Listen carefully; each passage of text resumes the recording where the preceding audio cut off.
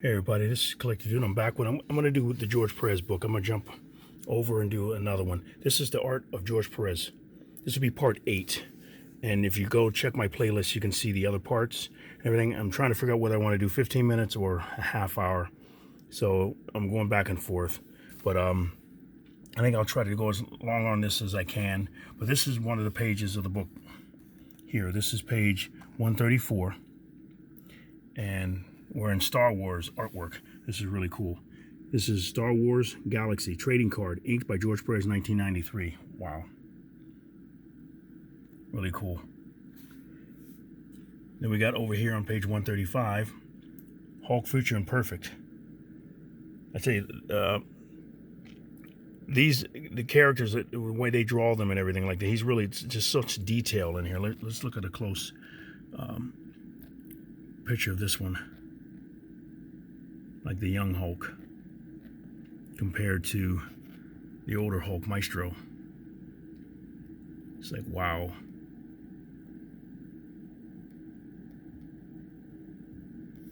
This is like, in these books, I used to have these books. I don't have them anymore. I got to try to pick them up again. Hulk Future Imperfect #1. This is inked by George Perez, 1992. And here's Hulk Future Imperfect #1, page 18. Inked by George Pérez, 1992.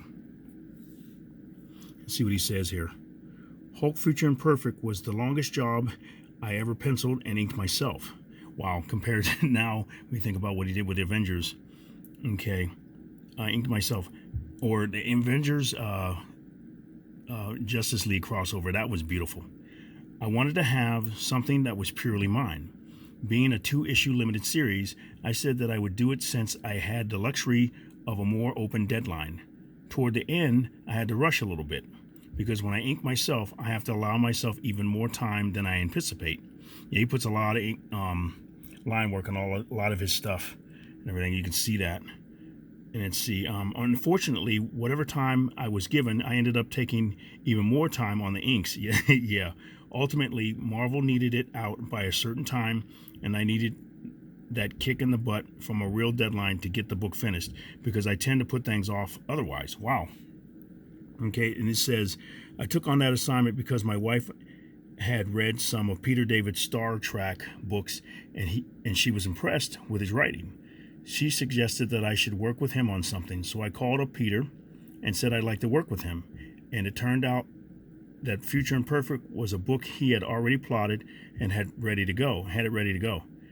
He had an artist in mind for it, but the artist fell through, so the project was just waiting for a new artist to come along. Wow, that's cool. I asked Peter, and the next day I had the assignment. Bobby Chase, the editor of the book, called me up that day to cement the project. That's cool. Wow. How things come through, everything, because this is beautiful. Just beautiful stuff that he did. That is cool. Now we got, look at this page. This is like a 2-page spread in the book. It's wow.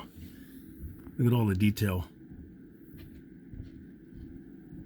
All the helmets. The Silver Surfer board. Wow. One more helmets on the wall. And chest plates from Iron Man. Swords. Man. Doctor Strange's cape. There's Thor's hammer. Look at that, Doctor Doom. Look at all this stuff in here.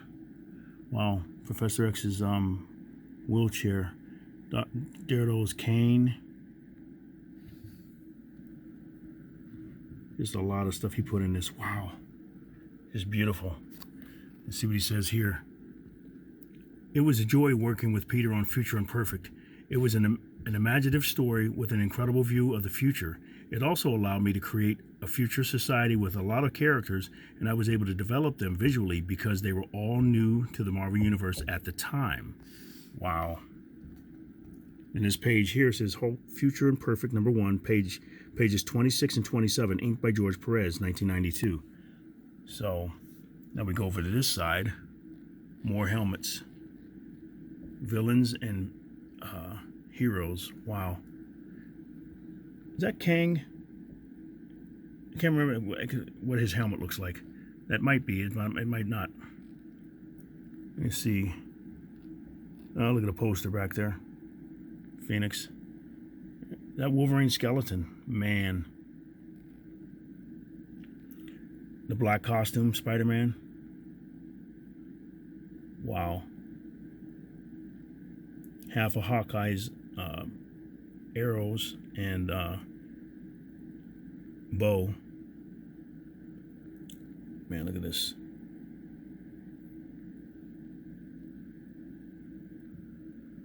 His shield complete and intact. His mask and everything. Man. To Dan. Best wishes, George Pérez. Now, whoever that is, I'm not sure if that's an editor or somebody, or just a private citizen. Imagine owning these. This, if he has both pages, that'd be beautiful. Wow. There's stuff back here on the shelves back here. Man. Is that the bottle? Like, is he like Superman? The bottle of Candor? That's cool. Or is that something for in the Marvel universe? I'm not sure. That's cool though. What's he say over here? Future Imperfect ended up being a Hulk magnum opus and the big set piece of the series. The book was packed with artistic details and clues offering a glimpse at the future of the Marvel Universe. As it turned out, some people found clues that weren't even there originally.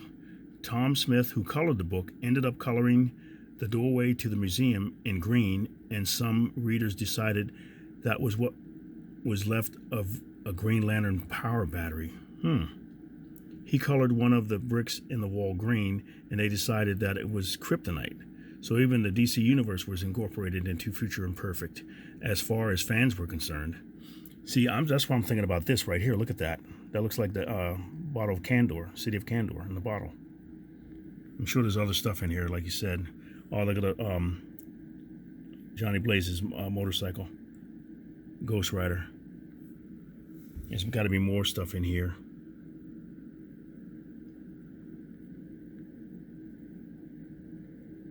Cool. And is that Absorbing Man? There's the tentacles for Dr. Octopus, and it looks like the stilts for Stilt Man. This is cool. Plants? Trying to see if there's anything else in here. There's Captain Marvel. This is cape. Just very cool. Oh, look at the Fantastic car back there. Vision's head. Wow. Wait a minute. I wonder if that's not the Beast's fur, is it? Wow.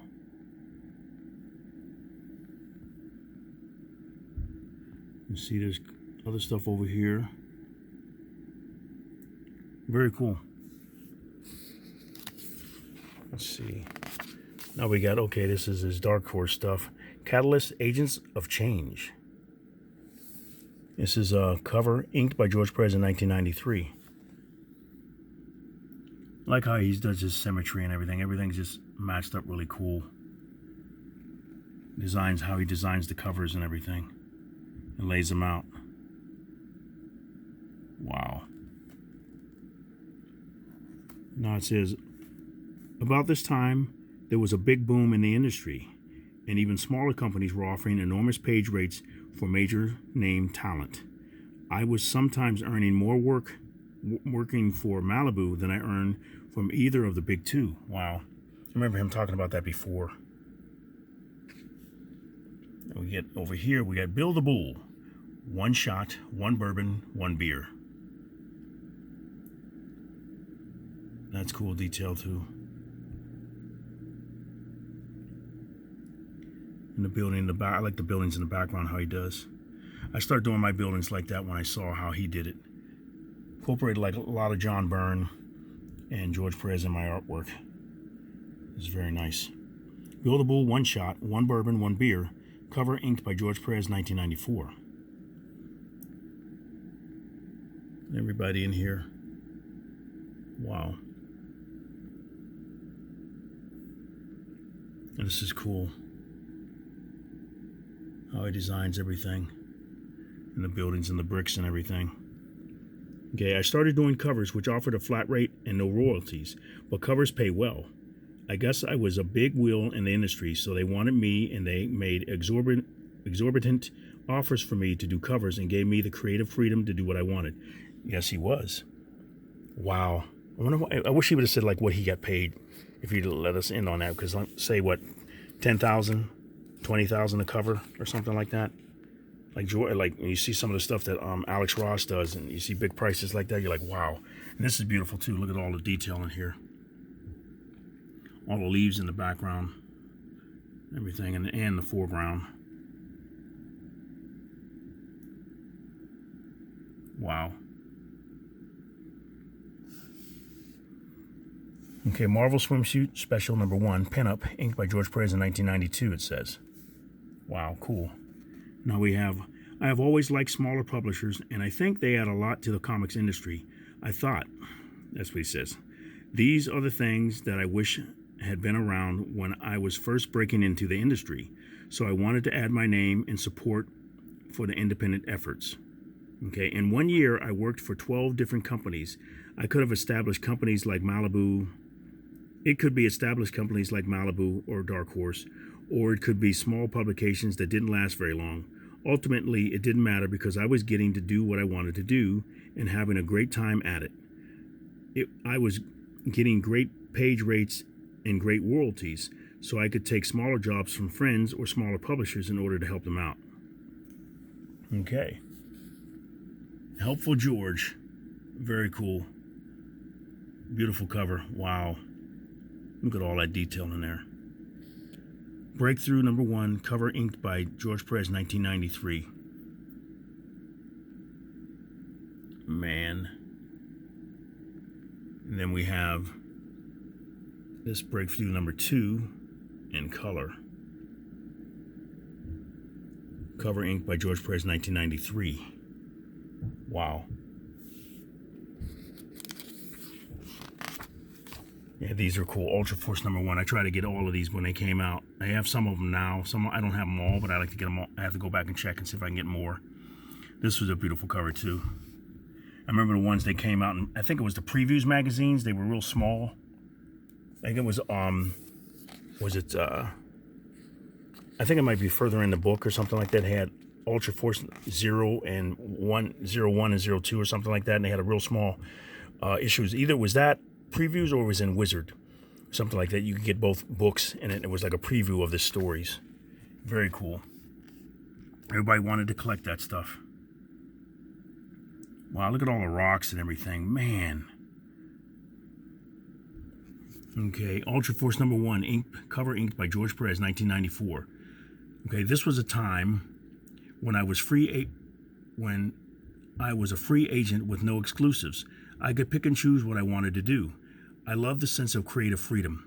That's one reason that I'm considering, when my exclusivity expires, going back to a free agency again. I love the freedom to pick and choose any project regardless of publisher. It doesn't mean I won't work with DC, where I'm currently exclusive, but if I'm a free agent, I have the option of saying yes wherever the project comes from.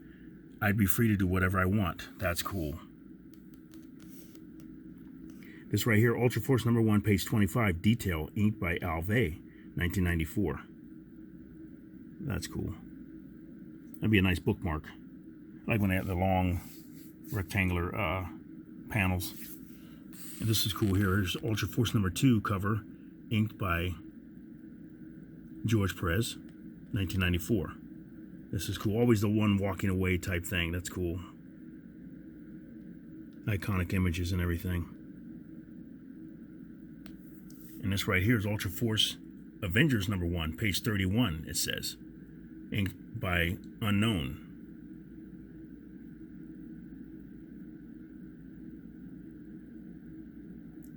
Cool. 1995. The business side of things has a big effect on that decision, of course. Matters of insurance have to influence my decisions because I'm 57 and both my wife and I have health issues that require us to have health insurance, and I don't want to give that up. Health insurance and other mundane considerations like that can almost force you to make decisions regardless of creative freedom and creative options. But from a creative point of view, I definitely like to be free to take any project that appealed to me. It's like, wow, considering we all know what happened and everything like that, it was like trying to get health insurance. I hear that about a lot of people working for Marvel and DC, that I don't know how the insurance plan works for these guys and gals and everything. You think about, wow, I'm not sure what it's like for Image or Dark Horse or any of the other companies and everything, what they pay, like bigger companies like that. Like Marvel and DC is like, wow. And you hear stories about different people like needing help in their later years, and you're like, that shouldn't be like that, I wouldn't think. Or it shouldn't be. So this is what I was talking about. Here's Ultra Force number 0. That's a cool cover. And here's Ultra Force number 0B. These were the small ones that are, yeah, Wizard magazine. Here's Ultra Force 0A. Would you look at the buildings in the background? I remember seeing these and thinking, wow, George, all the detail. Wow. Let me see. Man, oh man. And this is Ultra Force here, number 4.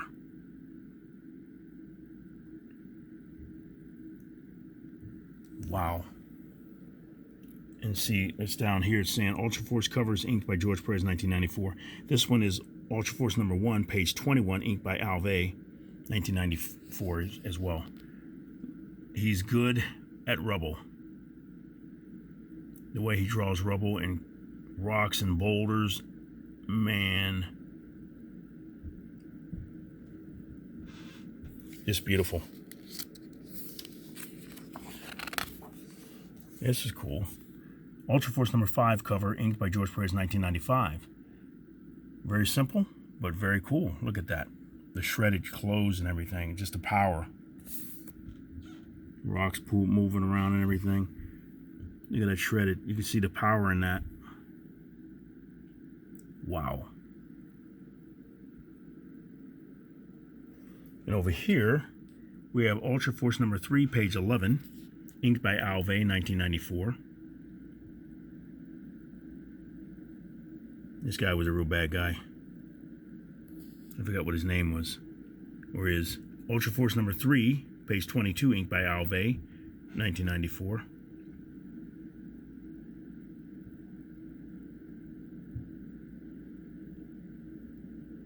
Cool. Okay, DC's insurance situation at the time I first signed an exclusive was much better than Marvel's. That has since been leveled, as have matters such as foreign royalties. That's good, since a level playing field offers me more options from a business and fiscal point of view. I'm 3 years shy of 60. I know I can't draw as quickly as I could. I have to wear glasses in order to work. So there are physical changes that I have to consider. I have to be prepared for that. If I have to slow down by necessity, then I have to make every stroke of the pencil count. And that means that I want to be able to work on the projects that really appeal to me. Wow.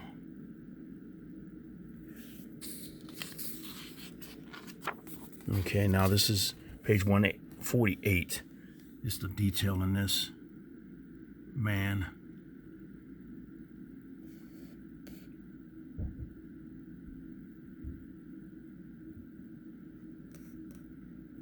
Cool. So this is Ultra Force number 4, page 9, inked by Alvey, 1995. That's what that was. And this one here is Ultra Force number 5, page 1, inked by Alvey, 1994. Look at that. Wow, man.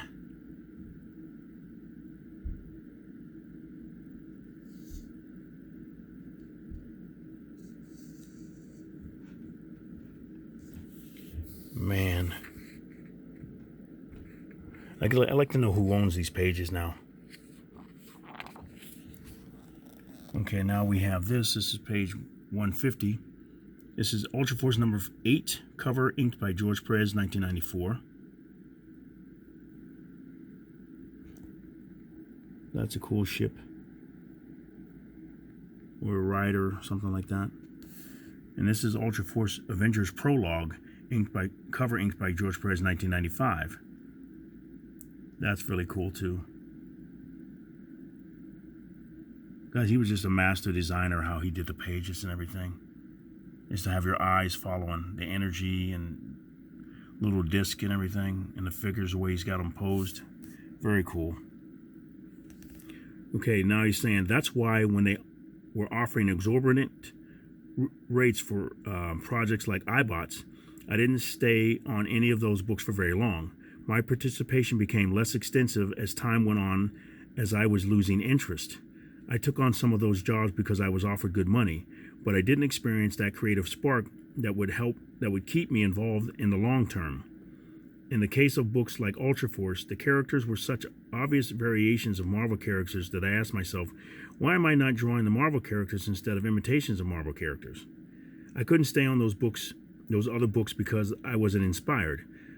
I look at work on iBots, and I think that if I had drawn the Avengers or X-Men in the same stories, they would have been bestsellers, and I would have loved doing them. I never got a personal link to those characters, though, so it never clicked for me, and my involvement didn't last very long. Wow. And I understand that. Like I said, the Marvel characters and everything, like I said, what he kind of basically grew up with it and gotten his experience and everything. And then he jumps over here for the money.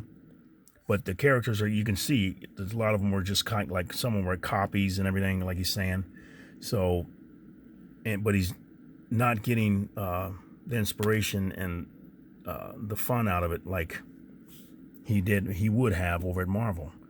It's like, but when he went and did Avengers and everything, Avengers JLA, that was beautiful. Now this is Ultra Force number 10, cover inked by George Pérez in 1995. And you see, this is another thing about how he does his layout. Look how awesome that is.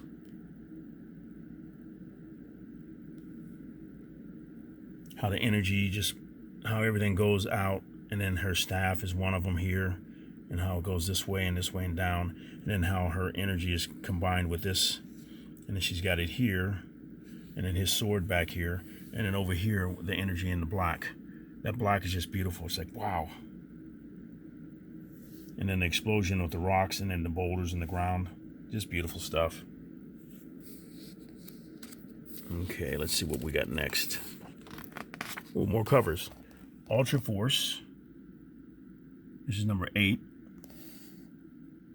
The Black Knight. Very cool. Ultra Force number 8, cover inked by George Pérez, 1995. Then we got Code Name Firearm. He can make really kind of silly looking characters and everything like that with some of the stuff, you know, from the 80s or 90s, how everything was just bags and bullets and packs around the thighs and everything. And I worked on a comic book named Purge like that. It had all these big packs, satchels and everything all over the body, and the costume and the uniform. It's like, wow, that was everything from the 90s. Firearm number 0, cover inked by George Pérez, 1995. But he made him look cool. Look at what she's saying down here. When I mentioned my possible free agency to the people at DC, they understood why I was considering it. Ironically, it might put me in a slightly better position to negotiate for projects that I want, since I don't have to take a specific DC project if it doesn't appeal to me. Cool. Okay. Do a couple more pages. Okay, now this is Saxon Violins. Very cool, independent book he did. I think he created this. Let me see. Look on here. Saxon Violins number 1, page 28, inks by George Pérez, 1993. Okay. With Saxon Violins, I got to work with Peter David again. I've been told my work seemed a little looser, more fluid than in other books I was doing, almost more casual, but very design-oriented. That looser style was actually deceptive. I put a lot of detail into the book and was still conscious of that, but the subject matter being what it was, I could add a lot of extra filigree or textures, but if you're drawing a van, or a camera or something that people see in the real world every day, there's really only one way to draw it. One of the things I was trying to go for was to make it less fantastic. So a lot of the extra fanciful detail was probably held back in place of realistic detail.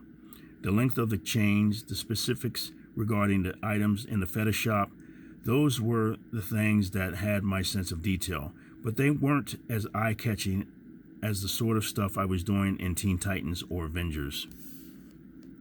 Cool.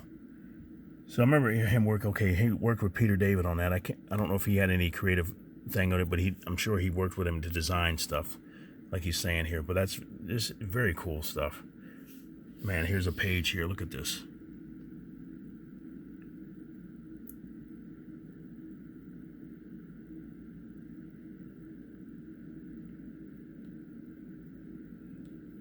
Wow, and just dark. Saxon Violins, page 1, inked by George Pérez, 1993. See what else we got. Here's some more. Saxon Violins, page 11, inked by George Pérez, 1993. Look at the design, how he did this, the filming and everything.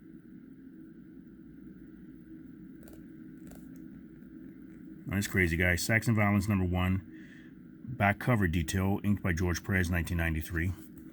Okay, now we got, in the second issue, the inking became looser because I was inking faster in order to make the deadlines, and that gave the book a slightly different look as well.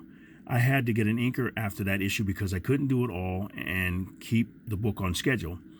I look at the first few pages and I can see the detail, but it was all based on real items. Everything had to have a feeling of being real. That was the biggest challenge of Saxon Violins, and it made it incredibly fun for me. This was the closest I ever came to a cinema verite approach, however you pronounce that, to my art style rather than SF or fantasy art. It had to be real, even though there were some exaggerations. Cool. That's a big kick there. Ouch. Now we got Saxon Violins number 2, page 22, inked by George Pérez in 1994.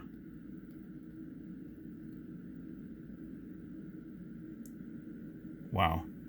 Then we got Saxon Violins number 4, Overleaf, page 19, inked by Arne Starr, 1994. So that might be the next page there. Yeah, this must be it here. Look at that. Look at that. Look at that. Wow. Man. He's amazing. He ought to do all the pencils, but imagine if you were the one tasked to ink over George Pérez.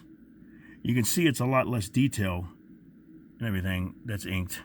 But this is the other guy inking it. Wow. That'd be a big, beautiful black and white building back there. Then we got this over here. Man. Right to the face. Ouch. I've been watching some of the cage fighting, man. And you see these guys, even if they just get brushed across the head with a kick or a calf, and they bend their neck, that cuts off, that is a vein or artery or something right there, passed out, drop right to the ground through the ropes. And then they see them get kicked right in the jaw. Some of these guys, you're like, wait a minute. When you watch it, you can see it coming, but it's like they can't get out of the way. So it's like, ow. So, beautiful art. Okay, I'll do these last 2 pages here. Now we got Saxon Violins number 3, inked by George Pérez, 1994. Wow. And then we have Saxon Violins number 2, cover inked by George Pérez.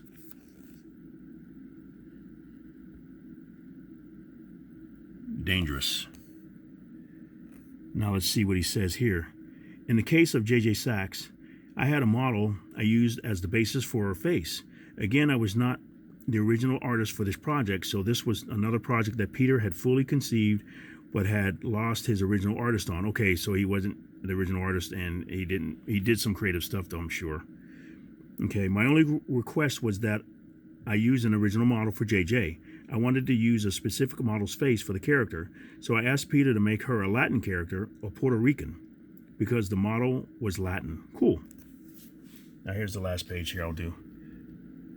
Look at it. I love how he did water back then and the bubbles and everything.